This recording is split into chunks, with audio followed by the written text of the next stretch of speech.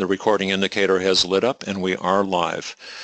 It's my pleasure to turn the presentation over today to today's moderator, Ann Beheeler. Ann, will you take us forward? Sure, happy to. Lori, next slide. Thank you. I think we've already covered a lot of this. It's my honor to welcome you this afternoon and to be the moderator for this very important topic. I think you will learn a great deal. I've had the opportunity to work with Lori Wingate several times, and I will introduce her formally here in just a minute. I think we've covered all of this except that this particular webinar is sponsored by the Centers Collaborative for Technical Assistance, which is a National Science Foundation grant. It's also sponsored by the Evaluate grant that Lori happens to be responsible for, and the ATE Centers grant, which is in fact Mike Lizecki's grant. Next slide. The CCTA is led by 5 centers. One is mine at the top, the National Center for Convergence Technology, and that is, by the way, just IT and communications. It's a kind of a fancy name for it. The South Carolina ATE Center, the Florida ATE Center, the BioLink Center out in San Francisco, and the Networks Resource Center at the Maricopa Community College District in Phoenix. Next slide. The purpose of the Centers Collaborative for Technical Assistance is to respond to a request from the Department of Labor to have the ATE centers under NSF provide technical assistance to DOL TAC grantees. And actually we realized that the activities that we are doing are very relevant to DOL grants, NSF grants, and just to workforce-oriented programs of all kinds. We do offer webinars, both live and recorded, and I would invite you to, at the end of this presentation, go look at what's already out there, if you have not, on the ATE Centers website. And we also have some best practices. We have 2 so far that are complete, and we host convenings, as we will at the end of July, and we'll talk more about that a little bit later. Next slide. I am pleased today to introduce Dr. Lori Wingate. She happens to be Director of Research at the Evaluation Center at Western Michigan University. And this is a very important National Science Foundation grant, the Evaluate grant at her center. And we all contribute information to them once a year, and they do a roll-up for the National Science Foundation. And I'm going to let Lori introduce her other presenters. Well, thank you, Ann. Yeah, Leslie Goodyear, I'm so pleased to have Leslie on. She's a principal research scientist at EDC in Boston, and she's here today because she has experience as a program officer at the National Science Foundation. So she doesn't speak for NSF, but she has some insider experience there, so I want to thank her for being there with us. Oh, so we have a poll. I think you're going to do this part, Ann. Actually, Mike will take over. No, okay. No, I'm sorry. I went on mute. Mike is going to do it. You will see that the poll is up. Would you please vote regarding your affiliation with NSF, DOL, or both, or neither? We just like to kind of know who our audience is as we go into these presentations. We'll give it a few seconds. Mike, I'll leave it to you to turn it over. Thank you, Ann. I can see lots of polling coming in. I'm just going to give people just a few more seconds, and then we'll launch the results here. Hold on just 1 second. Thank you. Okay, folks, I'm going to give you a little countdown. 5, 4, 3, 2, 1. I'll go ahead and close that poll, and then we'll take a look at the results.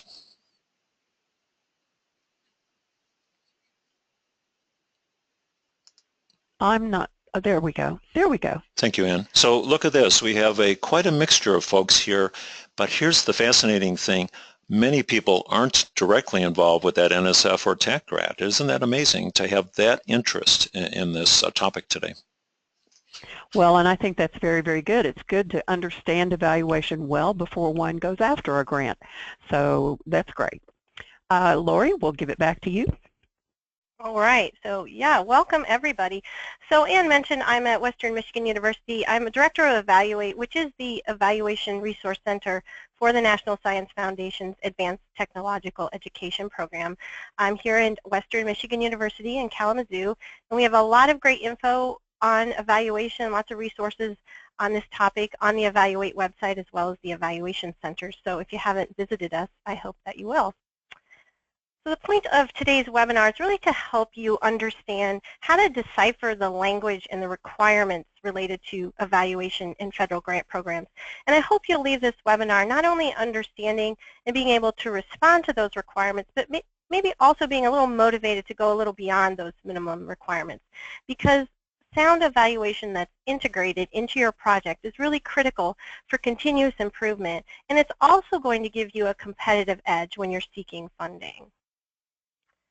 The webinar has three main parts. First, I'm going to briefly review some evaluation fundamentals to make sure we're on the same page about what we're talking about today. And then we'll look at some excerpts from some actual federal grant solicitations and focus in on the key elements of evaluation plans for federal grant proposals. And finally, I'll address what are often the first questions that I get about evaluation, which are, how do I find an evaluator and how much is it going to cost me? And in this last part, we're also going to talk about how to integrate past evaluation results into future grant proposals. And I think that may be one of the most important things you should be thinking about as you develop evaluation plans for work that you're proposing. After each section, we'll hear comments from Dr. Leslie Goodyear, and Leslie has a wealth of experience in conducting evaluations as well as being a program officer at NSF. So following her comments, we'll have a question break. But first, we're going to play a little game. Many of you are probably familiar with the game Two Truths and a Lie. Well, this is two lies and a truth. So you're going to be asked to use your poll buttons again. So I'd like you to read each of these statements and then use your poll buttons to identify which you believe is the one true statement. So I'll just give you a second to read over those and mark your answer. Mike, I'll let you decide when we're ready to show those results. Thank you, Lori. I see quite a few people are logging in. I think I'm going to make my own vote too. I hope I'm right. This isn't a particularly hard one, folks, which is the true statement. Federal evaluation policy dictates we should be evaluation literate, and or all federal grant programs require project-level evaluation. Lori, we've got almost the total audience participating. Let's do a countdown, and then I'll show you the results. 5, 4, 3, 2, 1. Folks, hit those buttons. I'm closing the poll. And now I'm going to share the results. Okay. Well, what do you make of those? Excellent. I can see that that's cool. Well, yeah, everybody pretty much got the right one there. So I'm going to go through these. Excellent. I'm going to close that poll, Lori, right now. Yeah. Okay. So we had over half of the people selecting B. You are right. So in those of you who did not select A as the true statement, not all federal grant programs, federal policy dictates the requirements for project level evaluation. There are different federal policies and acts out of the Office of Management and Budget in the White House, like the Government Performance Results Act, called GEPRA, and those certainly influence evaluation priorities at the agency level, but evaluation requirements that trickle down to the grant level are really quite variable, so you need to look closely at requirements of the particular program that you're seeking funding from.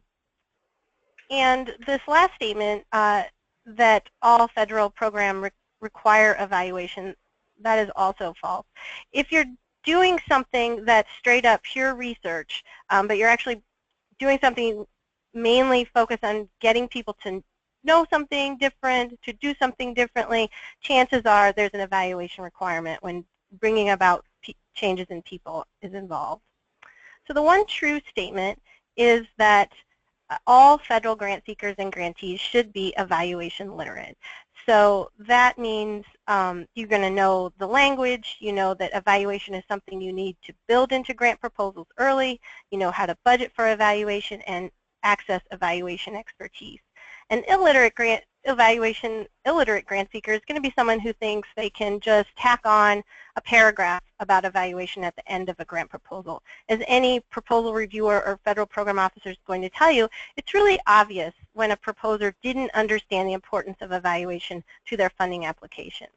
So importantly, an evaluation literate person really understands the fundamental purpose and nature of evaluation and why it's important in this federal grant context. And for those of you who may not quite be on board with that, the next few slides are going to be your crash course. So this is the basic definition of evaluation. It's the kind of definition you'll see if you look in the dictionary. When we're talking about evaluation in a professional context, so program evaluation, it's important that we're systematic. And when we're systematic about evaluation, first we have to determine what it is we're going to evaluate. And we communicate that by articulating important questions about the project's processes and outcomes. Then we'll gather evidence so we can answer those questions with confidence and validity and cultural relevance. And although a lot of people tend to stop there, we also need to interpret those data and actually answer the evaluation questions.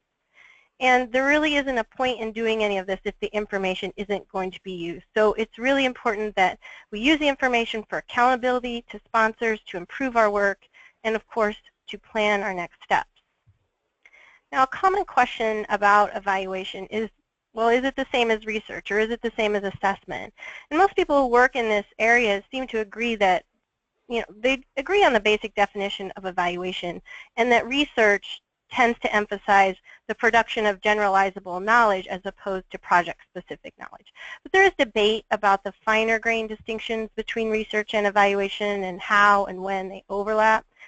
Now, assessment's a term that is often used interchangeably with evaluation. We talk about assessing things and evaluating things, and that's fine. But assessment's often associated with the process of determining student learning. So the point of this is to acknowledge that there are overlaps in these concepts. Not everyone agrees on the distinctions and the definitions, and you should just follow your funders' cues about how they conceptualize or distinguish between these activities. Let's take a look at this lie about the federal policy dictating the project level evaluation requirements. That isn't true, but it is true that some federal agencies have agency or program specific guidance on evaluation and research. So for example, if you're seeking funding from NSF, you want to make sure you're familiar with the NSF User-Friendly Handbook for Project Evaluation. And if you're seeking grants from the CDC, you'd want to know the Framework for Program Evaluation in Public Health. And if your evaluation does start to feel like research, if you're using experimental designs and testing hypotheses, for example, you'll definitely want to know the common guidelines for education, research, and development, which were put forth by NSF and the Institute for Education Sciences at the Department of Ed. These aren't for evaluation per se, but when the line between research and evaluation starts to blur, and it often does, you'll want to know these guidelines. And some particular programs sponsored by different agencies will have their own evaluation guidance, and you just need to carefully review their program solicitations and their websites to see if there are guidance documents that are really specific to the program that you're applying to. So the other lie was about a blanket requirement for project evaluation, and many of you knew that was not true. But there are good reasons to evaluate even if you don't have to. So let's first consider why some federal programs do require evaluations of certain types of projects. Well, it enables a high degree of accountability. So the individual grantees are held accountable for their use of federal resources, and the information helps agencies be accountable to Congress to justify continued support. And it helps projects improve as they're being implemented. And this is in the agency's own interest. They want to make sure they're getting as good as outcomes as possible from their investments. And project evaluation can really help with that. And finally, it supplies agencies with evidence to help them identify effective programs and practices that may or may not warrant further investment on their part. So project evaluation helps the agencies do their job better, but it also has big benefits at the project level. It really does serve these same three purposes. I'm going to argue that improvement and evidence are really the most compelling reasons for a project to invest in evaluation, even if it isn't a formal requirement. Now, some people think that evaluation just happens at the end of a project, just retrospectively, but that's a bad idea. If you're only evaluating at the end, you're missing out on a huge opportunity to identify ways to improve as you're implementing your project. And if you do that, you'll increase the likelihood of reaching your goals and bringing about the outcomes that you're seeking. It also will generate evidence about your outcomes and successes. And when you're seeking new funding and you have evidence of what you were able to achieve with your past funding, or even from unfunded initiatives, that is really going to give you an edge in the proposal review process.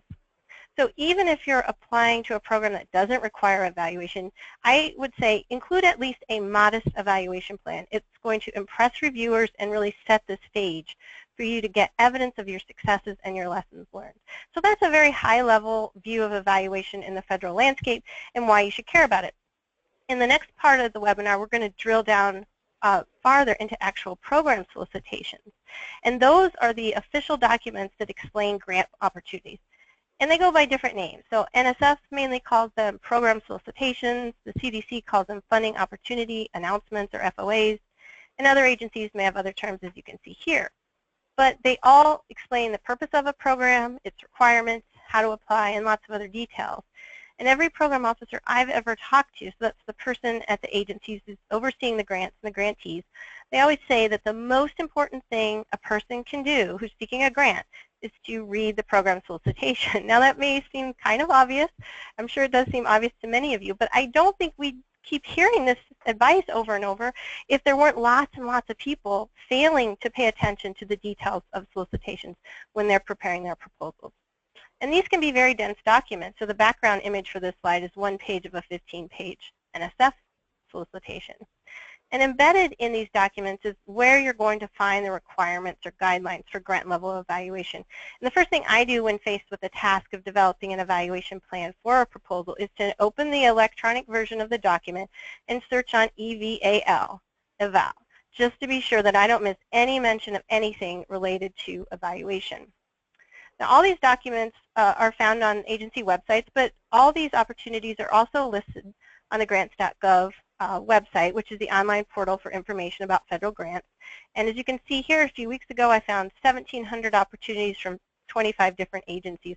So obviously, we can only scratch the surface of these today in this webinar. So we're going to look at some examples from these agencies. We saw earlier that about half of you are involved with NSF and Department of Labor, but many of you aren't involved with either of these, so I hope you'll find something that's relevant to you today. But before we get into that, we're going to take a break so you can hear from Leslie Goodyear on the role of evaluation at NSF as she experienced it, and after her comments, we'll take your questions. So I'll just go ahead and turn it over to Leslie now.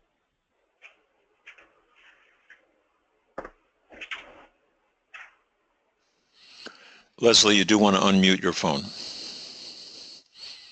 Thanks, Mike. I, of course, forgot. Thanks for inviting me to be part of this webinar. It's really terrific to hear all of this great information. I keep nodding my head as I'm listening. So, as Lori said, I was a program officer at the National Science Foundation in the Division of Research on Learning, which is part of the Education and Human Resources Directorate, which is actually the home of the Advanced Technological Education program at NSF. So I worked on other programs at NSF, including informal science education and the innovative technologies experiences for students and teachers, and actually the program that funds research on evaluation called PRIME. But so the role of evaluation at the National Science Foundation is really, as Lori was mentioning earlier, it's most applicable to the education and outreach programs, which mostly happen in the Education and Human Resources Directorate at NSF. If, for example, like Lori mentioned, you're writing a proposal to do research in the Large Hadron Collider, you're likely not going to have to hire an evaluator. You're instead going to be expected to publish in peer-reviewed journals about your scientific findings. But when you're doing an education proposal to NSF or an education outreach proposal, you will be expected to have some sort of evaluation for most of the program solicitations. And as Lori mentioned too, it's true that at NSF, there is no agency-wide guidance about evaluation. It's really program-specific. And so some programs have very detailed guidelines for evaluations, while others really leave it up to the principal investigators and their evaluators to frame an evaluation, even though it's required. So for example, programs like the DR-K-12 program will have guidance about evaluation that is very, very different than the informal science program, the Advancing Informal STEM Learning program. The Informal STEM Learning program allows, for example, for proposals to include a supplemental document that gives more detail about the evaluation plan than is actually included in the proposal, or it has in the past. I'm not sure whether the current solicitation does, but other programs do not. They really expect you to describe the evaluation in full in the 15 pages of the proposal. So to Lori's point earlier, it's really important that you read the program solicitations. In the NSF program solicitation, you can find most of the evaluation guidance toward the end of the solicitation, although Lori's tip is really important that you should search for eval in the document. Program officers use project level evaluation to help them judge what's going on as the project progresses. And they use it in a number of ways. One is just to make sure that everything's going the way that the PI says it is. So it's sort of a checks and balances or accountability. Often when they contract program evaluators, so for example, when the ATE program is evaluated by an external evaluation group, maybe at some point other than those at Western Michigan, those folks would look over the project evaluations to see what's being measured, to see if there are commonalities across projects, those types of things. And also program officers, for example, the AZLE program created a database of project evaluations that's accessible by the grantees and the public in order to help people understand the state of the field of informal science. So there are lots of uses for those project level evaluations, and in fact, when programs have done work like building a database like informal science, then a lot can be learned about the quality of evaluation as well. Lori? I think it's time for questions. This is Ann. We are going to provide a recording and copies of slides. I know I've got a couple of questions about that. Secondly, there's another question regarding where is the requirement for evaluation specified. I think you've answered that, Lori, but is there something else that you would like to say about that? Yeah, we'll get into that actually in this next section. So if there's another question. Yes, another question, Leslie. What fraction of a proposal review score might be attributable to the evaluation component if it is required? That's a great question. And for those of you who've put in NSF proposals, you know that there's not a scoring approach as there is, for example, with IES proposals. So you're going to get excellent, very good, good, fair, or poor from NSF rather than getting a point rating like you do from IES. But at an NSF proposal, evaluations are really important. I don't know if I can give them a % importance. What I've usually found as a program officer is that an evaluation, so if your proposal is amazing and your ideas for your actual content work for your proposal are amazing, having an okay evaluation plan isn't going to kill your proposal. The program officer will likely come back and ask you to beef up your evaluation plan and make it much more robust. But if you don't have a fabulous idea for your proposal and you don't have a great evaluation plan, it's not going to help you. If you have a terrific evaluation plan, it can help your proposal move along, because then the program officer knows that you're going to be contributing to the field and learning more about what's going on in your project and accounting for how you're spending the funds. Does that answer the question? Thank you, Leslie. Thank you very much. Lori, you want to get into section 2? Oh, sure. Let's move on. So in this part of the webinar, we're going to look at some excerpts from federal program solicitations. We'll get to that question about where do you find these. In reviewing several of these documents, I found a lot of variability in the level of guidance on evaluation, ranging from almost no guidance to very detailed guidance. So I invented this guidance gauge. Isn't that cool? So we're going to look at examples from both ends of the spectrum in terms of what these documents say about evaluation requirements and expectations. So about where you're going to find these, Leslie gave the general guidance that you'll find in NSF solicitations. You'll find them near the end. I'm very serious. I search EVAL to find every little bit that I can find. So that's what I do. I search it and I pull out all the discussions of evaluation and I put it in one document to make sure I don't miss anything. So it can be interspersed. So in any solicitation that requires a call to evaluation, you're going to probably come across this phrase evaluation plan. But the degree to which these documents spell out what should go in an evaluation plan is going to vary immensely. So here's an example from a CDC FOA that offers very little guidance about what should go in the evaluation plan in the proposal. So all we can really tell from this is that the evaluation is for determining quality and effectiveness, but that really doesn't give us a lot to go on. Here's one with a little bit more guidance from NSF, and we can tell the plan should include indicators of success in relation to achieving goals and objectives and a time frame, but still not a whole lot of guidance. And I know some of you are probably trying to read this content in here. Don't worry, it's in the slides, and I'm just trying to give you a high-level view of the different ways evaluation is presented in the solicitations. This example is very different. It includes a lot of detail about what should go into an evaluation plan for this Department of Ed program proposal. And as you can see here, highlighted, it lists 7 elements, including the types of data that should be collected.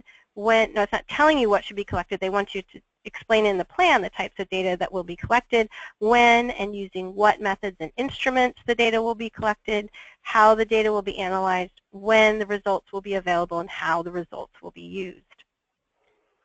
Here's another example that offers a lot of guidance, and I find this one interesting because it really emphasizes the grantee's intended use of the results. And this one's from the Department of Labor. So this isn't just about the agency getting accountability information out of the grantee. The agency really wants proposers to show they're committed to using evaluation, to using the results.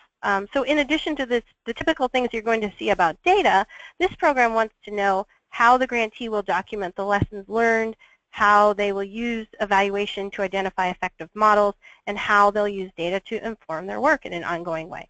And in the second to last bullet, you can see they want to know how program participants will be involved in evaluation activities. So very different approach, very much higher level of detail in this example. But every program really is different, and the information varies widely, and if you just rely on these bits of information that they offer in their solicitations about what should go in an evaluation plan, you may leave out some critical elements. So here's my list of 10 elements that I think should be included in any evaluation plan. And as I go over these elements, you'll see icons like this from time to time, which will indicate that I have a related resource where you can learn more. And I have a list of resources on the Evaluate website. It's also on the last slide of my presentation. So just be aware of that. So first, evaluation questions. Well, you may think that's weird. That wasn't listed in any of these examples we saw, and it's true. But I think that's a huge mistake because it's really important to clarify what aspects of a project will be evaluated. I once saw an evaluation report that only gave the results of a survey of a project's advisory committee about their opinions about how their meetings were going. Now, I really don't think that's what the funder had in mind when they were looking for a project evaluation. Sometimes people assume that evaluations about goals being met, so there's an implicit question about goals being met, and that can sometimes be okay, but if goals only focused on activities or products and not changes the projects bring about, you're not ever going to get to the outcome level, which is important. So the point is that you need to, at first, clarify what aspects of the project will be evaluated, and this can be done by presenting evaluation questions, just like research is framed by research questions. So indicators. We saw this term in one of the examples. So indicators are the things you're going to measure in order to answer the evaluation question. This isn't the same as data sources. For example, an indicator of the quality of this webinar could be the degree of participant engagement. But our data source could be a transcript of the chat text, or we could ask you directly how engaged you were. There's different ways of of measuring that. So we don't want to just jump to data sources assuming that it's clear about what it is that's being measured. So I recommend first talking about indicators, what you will measure, before you talk about methods or data sources. So that's going to help ensure that your data are actually indicative of something important about the project. The other data elements in my list are pretty typical of what we saw in the last two examples. So proposal reviewers want to know the data sources, how the data will be collected, and using what instruments. Less typical, but very important, I think, are how the data will be analyzed in order to derive meaningful interpretations and conclusions from the information. So to show there's a plan to get timely and useful information from the evaluation, briefly describe the products that will be generated by the evaluative activities. People mainly think of reports here, but there may be other products like a more detailed and actionable evaluation plan and specific data collection instruments.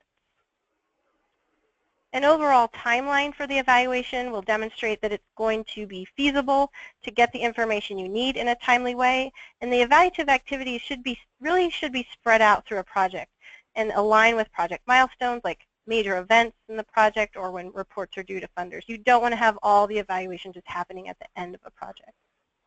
Personnel is something that we didn't see in the examples, but many funders will want to know who's conducting the evaluation. There may be requirements that an external evaluation consultant be involved, and sometimes evaluation responsibilities will be divided between people internal and external to a project. And NSF likes to see bio sketches for evaluation consultants to make sure that they're qualified and experienced. Another element that we didn't see in the examples was budget.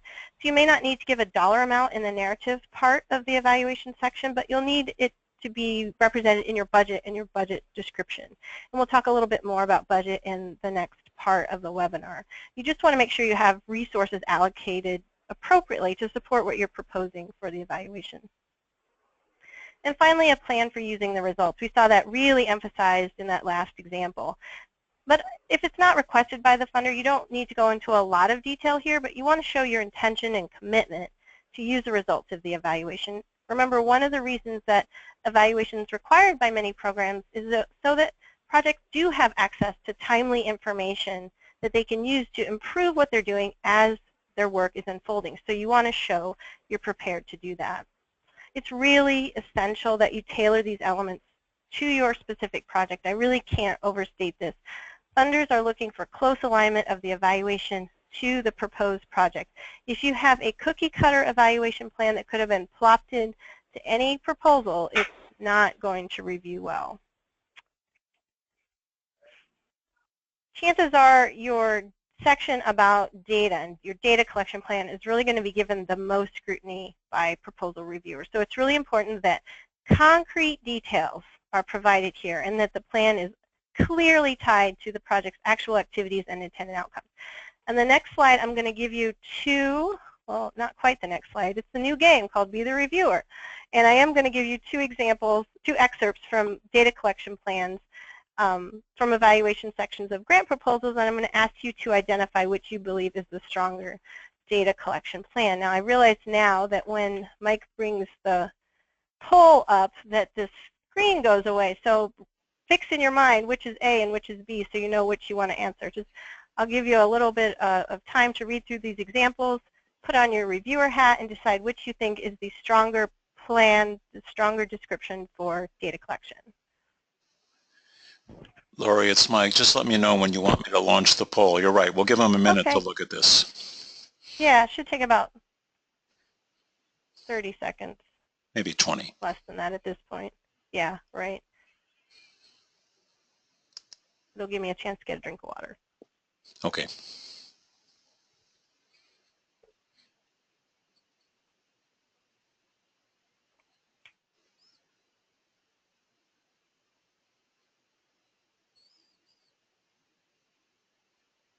Okay, so you've probably had a chance to read through both of those, so decide which one you want to vote for, because, yeah, the poll's up, and just cast your vote, which is the better data collection plan. So they know what they're going to do. It won't take them long to click that radio button and then hit submit on their screens. I see a bunch of data is coming in now. Over 75% of the attendees have already voted. So let's give them just another moment.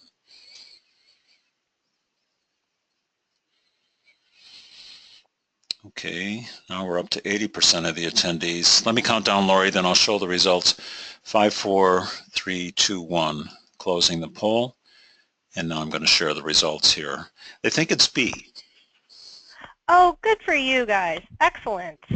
I'm glad that you were not seduced by that sexy evaluation language in example A. They talked about using great stuff, mixed methods, qualitative and quantitative data. It was going to be formative and summative, look at merit and worth, use best practices, and it was going to be rigorous scientific-based research. That sounds fantastic. But you saw right through that. Good for you.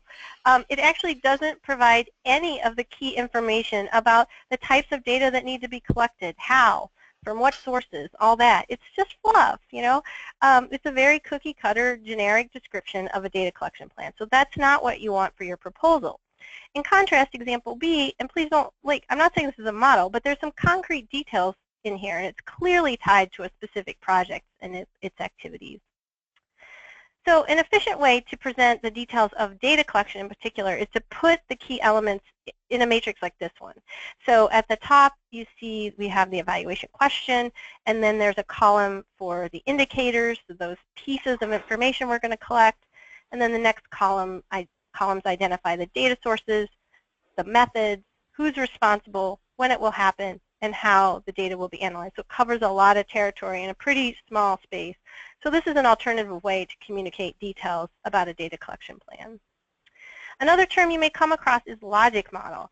So not all grant programs require logic models as part of their evaluation plan, and we honestly don't have enough time to get into them in depth. I just want to, you know, for those of you who aren't aware, to make you aware of these. Basically, a logic model is a graphic depiction of the project's inputs, so the resources that's being brought into the project, the activities or what it's going to do, outputs, which are the products, the things it's creating, and the outcomes, or the changes it's bringing about. So it communicates this logical progression of resources translating into impact. And here's one example, which happens to be from Evaluate's last grant proposal. And I just want to call your attention to how we've mapped on our evaluation questions onto this logic model. So people often link logic models with evaluation, and this is a way logic models can be used for evaluation, is you're actually mapping on your evaluation questions onto different components of the logic model, and then you can tie in your data collection as well. So in this way, a logic model can serve as a foundation for a project's evaluation. So lots of other terms you may come across. The webinar just isn't long enough to go into all of these in depth. If you have certain questions about, you know, specific terms, we can certainly address those at the break. I have a couple of resources that are really good glossaries for evaluation. Before we move on to our question break, though, we're going to hear from Leslie again. So I'm asking Leslie specifically to comment on what she's seen in grant proposals in terms of strengths and weaknesses of evaluation plans. Thanks, Lori. Great presentation on that. I'm a huge fan of those tables like you just displayed, those data source tables, the evaluation question with all of the information about it. And in fact, that makes a really terrific addition to an evaluation piece of a proposal. It's actually a very concise way to put a lot of information in that you don't need to then put in narrative. And you're also right that you can smell sort of a cookie cutter evaluation plan a mile away. And really, reviewers are looking for tailored evaluation plans that show that the evaluator has actually been in conversation with the PI before the proposal went to the federal agency. And so before, you can often see that an evaluator and a PI haven't had much conversation because the proposal is written in one way and the evaluation section is written as if that person never talked or never saw the proposal ahead of time before writing it. So what makes a great evaluation section is one that's tailored, one that's specific, one that really suggests the types of data and types of findings that are going to be reported, and that matches the scope and scale of the project.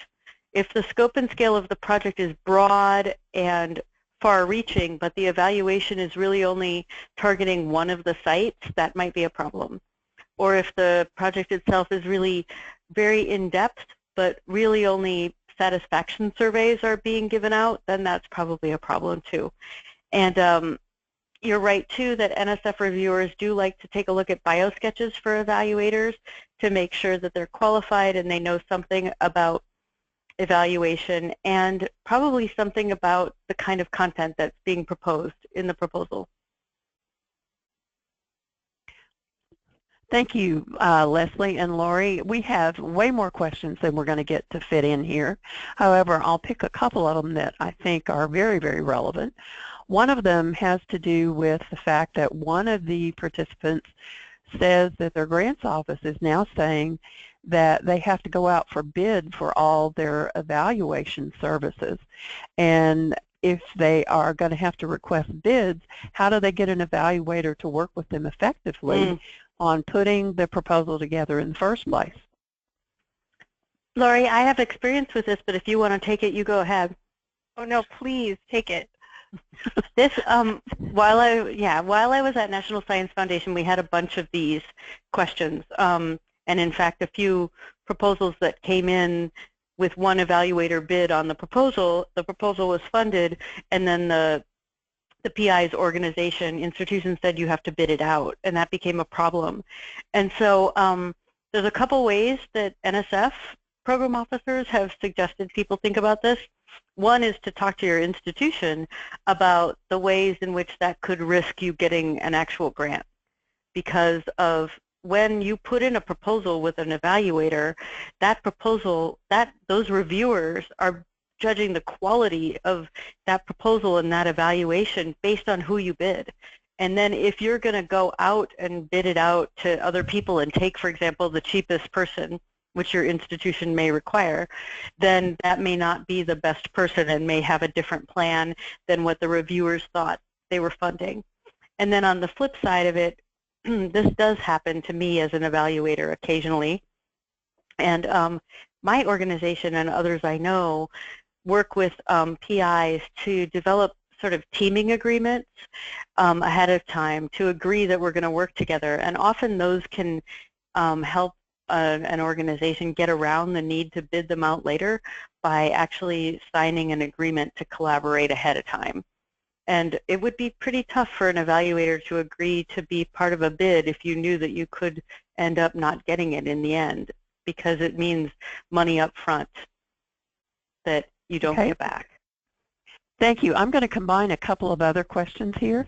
One has to do with to put together a detailed evaluation plan. At least one of our listeners has suggested that they put most of the detail in the supplementary area, which the reviewers are not necessarily required to review, and then refer to it within the page limit. How does that work? And then secondly, when you do an evaluation timeline, should that be separate from the project timeline, or is it okay to integrate the two? And Lori or Leslie, I don't care. I think Leslie would be great at this. Okay, great. All right, seen more than I have. Leslie, it's yours. Thank you. I think to answer the second one first, which is easier, you can, you're fine, I would think, integrating the timelines, and in fact it might be nice to show the project timeline with evaluation embedded in it or overlaid on it, because it shows where the evaluation is actually giving feedback to the project, and that might be a really nice indicator to the reviewer that you're using the evaluation for your own continuous improvement. And now, of course, remind me of the first question, just a quick reminder. Separating out the detail for the evaluation plan into supplemental documents. Yep. And so it's in the page limit. Yep. So not very many, and Lori, maybe you have the answer for this because I don't know the ATE program as well, but not very many of the programs in DRL or in EHR allow supplemental docs anymore, but if they do, sometimes what they do allow is a logic model or an evaluation plan. And as Anne mentioned, reviewers do not have to read those documents. And good reviewers do read them, but they really do not have to. And so it's kind of a weighing and considering situation where if you really feel like the information about your project is more important in the proposal than the detail about the evaluation, you can put that stuff in the supplemental docs, but just know that they're not required to look at it, even if you cite it multiple times in your proposal. So you can say, please see supplemental doc 1 for this information, and they're going to say, nah, I don't have to. So, but be careful with that. And that's just because some reviewers, when crunched for time, are going to read just the 15 pages. Thank you. I'm going to make a judgment call, and let's go on to section 3 and then finish up with the remaining questions with the time that we have available. Lori? Okay, well, thank you, Anne, and I'm so happy Leslie here. She has all the answers. Those are wonderful answers. She speaks from a great experience. So in this last part of the webinar, in addition to touching on staffing and budgeting the evaluation, I'm going to wrap up by talking about why you should be thinking ahead to integrating evaluation results into future grant proposals and how you can do that. So addressing both staffing and budgeting, this is an excerpt from NSF's ATE program solicitation, which is the program that Anne and I are both funded through.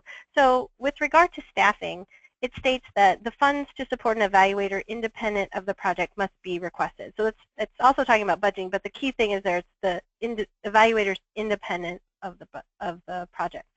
Now, in fact, in the ATE program, 84% of funded projects and centers as reported in 2015 that they had an external evaluator, and 11% said they had only internal evaluators. So I know at least a few of those cases they had made arrangements with their program officer because of special circumstances, and just 5% said they didn't have an external evaluator, and there may have been special circumstances there as well.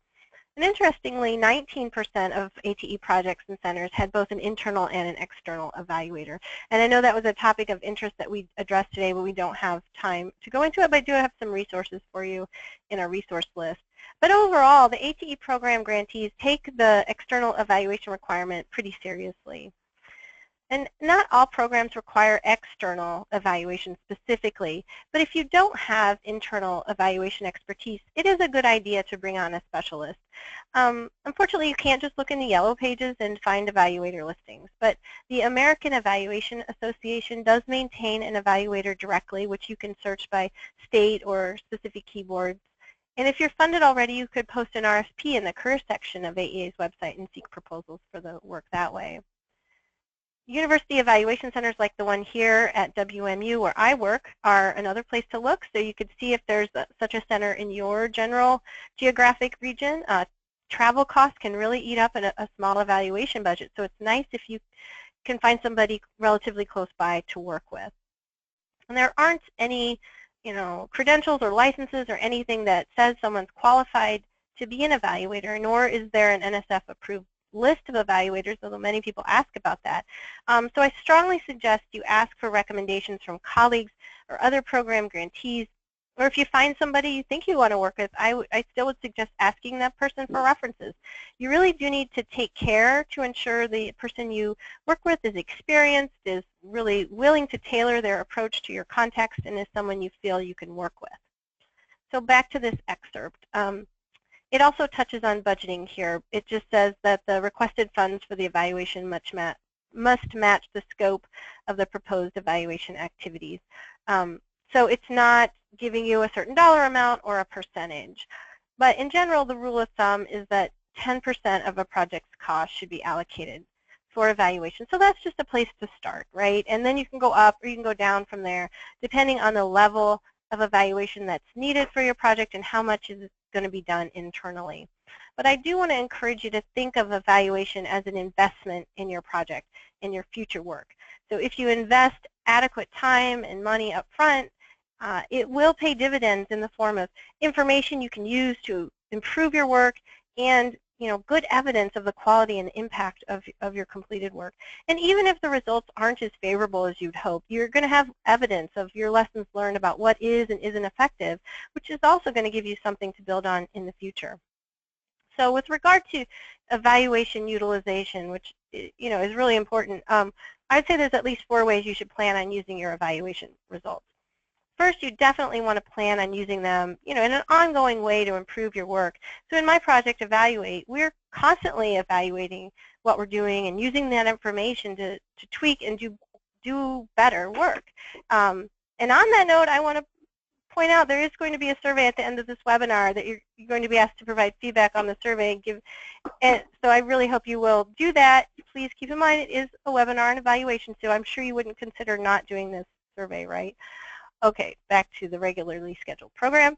It's a good idea as you're getting this evaluative information into your project to feed it back to your project participants, your partners, your other stakeholders. That's really going to demonstrate that you're valuing the information that they're providing to you for the evaluation. It's going to keep them apprised of your progress, and it helps build trust and transparency among the stakeholders. And most likely, as a federal grantee, you're going to be expected to include your full evaluation reports, or at minimum, your key findings in your annual reports to your funders. So that one's sort of obvious. And finally, and this is where I'm going to spend a little more time, you definitely want to plan on including your evaluation results in future funding proposals. So even if you aren't convinced of the immediate value of evaluation to your project, being able to report on your outcomes with evidence is going to be critical when you seek new funding. For NSF grants, this is a requirement.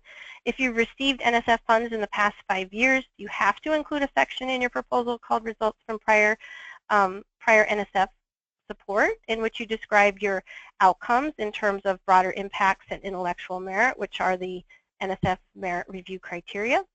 And basically, broader impacts are benefits to society that the project has brought about, contributions to bringing about good social outcomes, and intellectual merits mainly about advancing our knowledge and understanding.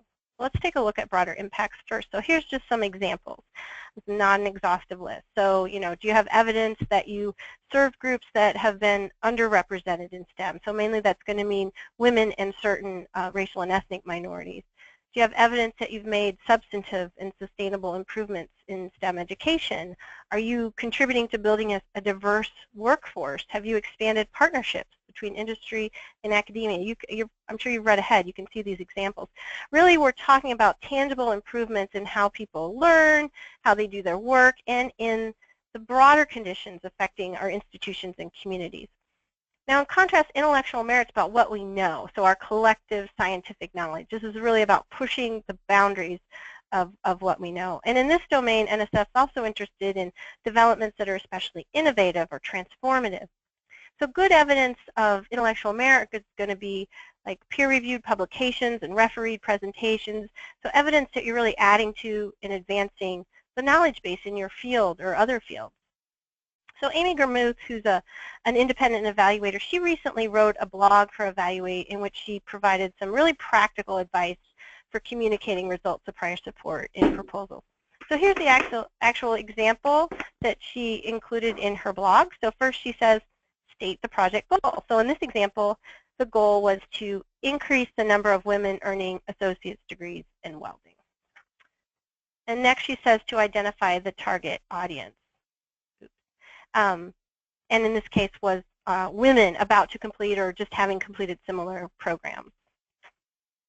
And then she says to describe the impact on the target audience, so along with the evidence of the impacts. So you can see, because I've highlighted here, it's the bulk of this example that she's provided, is providing the actual evidence, not just making claims.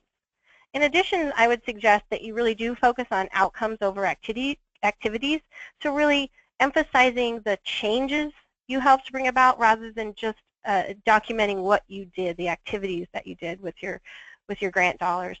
And it's not sufficient to just make claims about outcomes. You really do need to include evidence to be convincing. And show how the work that you're proposing is building on what you learned in your prior efforts. And importantly, don't gloss over what didn't work. Nothing ever works out perfectly. So demonstrate your use of evaluation results to improve your work. Now, here's that resource list. It is on the Evaluate's website. It's on the slides, so I just want to remind you that it is here. And I want to call your attention to this particular webinar that we did in March, because it went way more in depth than some of the topics we briefly touched on today. Plus, it included demonstrations of evaluation budget development, logic model development, evaluation questions development, internal and external evaluation. So it's just, I wanted to highlight this, and I hope that you'll check it out if you want to learn more on those topics. So I want to pass it off to Leslie again for her comments. And Leslie, how about just about a minute or so on comments here, and then I'll do my wrap-up, and then we'll do questions till the very end. Perfect. That was great, Lori, and thanks, Anne. And the description of how to deal with the results of prior work is really important, because more and more those sections of NSF proposals are being expected to be connected to the current work being proposed. So having served on review panels since being at NSF, I've noticed more and more reviewers saying things like, I'm noticing that their proposal isn't connected at all to their prior work that they're talking about. And to Lori's point, it really should be outcome focused and evidence focused, not we were funded to do this. And I totally agree about don't gloss over the negative findings or things that didn't work so well. While I was at NSF, I thought for a while I should invest in some sort of road show with a soapbox to go around the country telling NSF PIs it's okay to say that it didn't work the way that you planned it to work, because that's new knowledge for the field. So even in the results of prior work saying, you know, our outcomes were that we didn't get what we were hoping for, but we learned X, so here we are proposing to do Y because it's the next step. Thanks. Okay. All right, Lori, let's skip the questions slide and come back to it. I would like to invite you, thank you so much, Lori and Leslie, for this presentation. I've learned a great deal, and I've been doing grants for a very, very long time. So you have added to my body of knowledge for sure. I would like to call your attention to the next webinar. It's going to have tips for managing large consortiums. I actually had experience leading one across multiple states, as some of these other folks did. Next slide. We'd also like to invite you, on the next slide, to the HITECH conference in Pittsburgh, Pennsylvania, July 25th through the 28th. There are workshops on the 26th and the 25th and 26th. And then we have a conference on the 27th and 28th. And then next slide, we also have a free convening after HITECH for DOL and NSF workforce issues, and some of these issues could well be issues that could come up. The program is a little bit fluid at this point because it's responsive to the people that actually register. If you wish to come to this session, it's free, but you do need to register in advance, and the information on how to get to the registration is there. So now let's do questions. The thing that seems to be concerning people most is that the uniform guidance is saying that we do, in fact, have to bid the evaluator contract. And I know that I have had to do that in the past at my college. How do we work with this? Leslie, I know you said that it could potentially be a problem. Can we bid them in advance? What can we do? Wow, Lori, have you dealt with this? I can jump in with an alternative. I mean, that may be it may be a special thing when you're working with independent consultants, because we've at the Evaluation Center at Western Michigan University, we've been written into proposals as subawards, and that's just a different scenario. I mean, you're not gonna bid out a subaward. It's just very different. So I think it's a topic that needs to be investigated further. I think Leslie gave some great options, and I think people have to work within their particular institutions with their rules. And both sides have to be educated. I think at this point that's all we can say. The funders and the institutions. Right. And another very short question: what does external mean? Does it have to be external to the institution or external to the project? In the ATE program, I can tell you that it can be external to the unit proposing the project, that is allowable. It may be different for other programs and agencies, but so there's sort of two kinds of external, so external to your particular unit and then external to your institution. And in the ATE program, both are allowed. And then just to piggyback on that, one thing that as a program officer you always look for is how the money flows and how the supervisory control flows. And so if external to your unit or external to your organization within an institution might be possible, but unless, of course, somebody who is in charge of the project also is in charge of the evaluator by some organizational tree. Okay. Well, I'm sorry we did not get all the questions answered. We do have a contact slide at the end that Lori can move forward to. And this is how you would get a hold of Lori and Leslie and me, although I think if you're asking an evaluation question, Lori and Leslie are certainly the people you want to talk to. I'd like to thank you for attending today.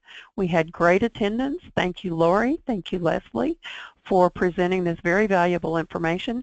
And now please take a moment to complete the evaluation survey or the webinar survey. Thanks very much.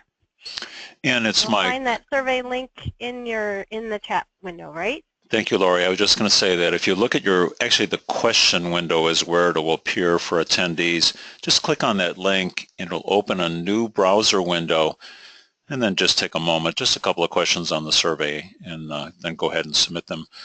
Lori, Leslie, Ann, thank you very much for the presentation today. Perfectly on time, lovely. Lovely. And Ann, like you, I learned a lot too. So colleagues, that officially ends our presentation for today. We will leave the system open for a few minutes as you complete the surveys. I'm going to go ahead and stop the recording now. Lori, Leslie, Ann, thank you again. Go ahead on to mute, and we'll just leave the system alone for a few minutes. Goodbye, everyone.